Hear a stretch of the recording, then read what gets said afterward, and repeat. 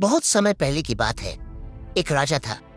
उसे लगता था कि वह बहुत दयालु, समझदार और न्यायप्रिय है।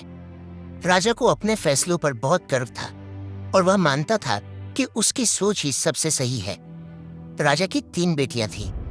एक दिन उसने अपनी बेटियों को बुलाकर कहा, जो कुछ मेरे पास है वह सब तुम्हारा है। तुम्हें जीवन मैंने दिया है और तुम्हारा भूत, वर्तमान और भविष्य मेरे कारण ही है। मैं ही तुम्हारा भाग्य बनाता हूँ। राजा की यह बात सुनकर उसकी 2 बेटियों ने सिर झुका लिया और हामी भर दी।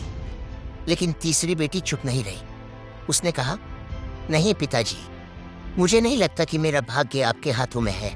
मैं अपना जीवन अपने ही भाग्य से जी रही हूँ। सब अपने ही भाग्य से जीवन जीते हैं। राजा यह सुनते ही क्रोधित हो गया। उसे अपनी तीसरी बेटी की बात चुनौती लगने लगी। उसने अपनी बेटी को खूब समझाया, पर बेटी अपनी बात पर अड़ी रही। गुस्से में आकर उसने अपनी बेटी को जेल में डालने का हुक्म दे दिया।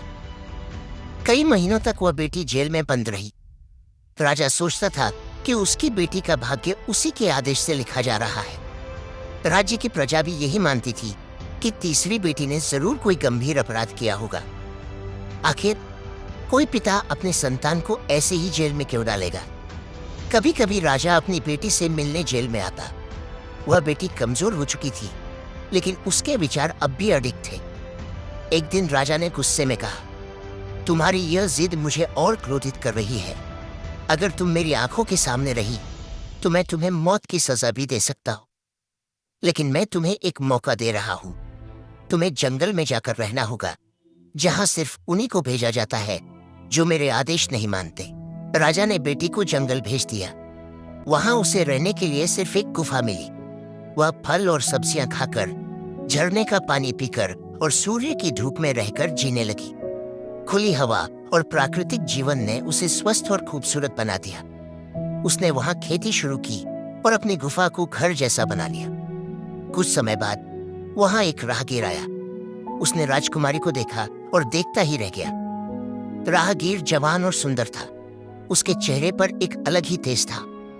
राहगीर ने राजकुमारी को देखा तो उसे पहली नजर में ही राजकुमारी से प्रेम हो गया। राहगीर बहुत दिनों तक राजकुमारी के लिए जंगल आता। धीरे धीरे राजकुमारी को भी राहगीर से प्रेम हो गया। वो दोनों साथ ही रहने लगे। जंगल में और भी लोग काम करते थे। उन्होंने मिलकर उस जंगल को एक खूबसूरत नगर में बदल दिया।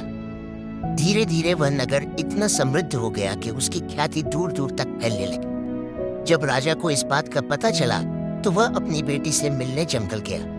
वहां उसने देखा कि उसकी बेटी और उसका पति उस नगर के राजा और रानी बन चुके हैं। राजा को अपनी बेटी पर गर्व हुआ, लेकिन उसकी बेटी ने कुछ नहीं कहा। उसने अपने पिता का आदर से स्वागत किया। तभी एक आवाज राजा के कानों में गूंजने लगी रही, हर इंसान खुद ही अपना भाग्य बनाता है। तो राजा को अपनी गलती का एहसास हुआ। उसने अपनी बेटियों को अपने आदेशों से आजाद कर दिया और कहा, भाग्य हमारे हाथों में नहीं होता। हर इंसान अपने कर्मों और समझ से अपना भाग्य खुद बनाता है। निष्कर्ष, यह कहानी हमें सिखाती है कि परिस्थितियां चाहे कितनी भी कठिन हो, हम अपनी सूझबूझ और मेहनत से अपना भाग्य बना सकते हैं। कोई और व्यक्ति हमारे भाग्य का निर्माता नहीं हो सकता। अगर आपको इस कहानी में कुछ खास लगा और आप इसे और भी लोगों तक पहुंचाना चाहते हो तो वीडियो को लाइक कर दो।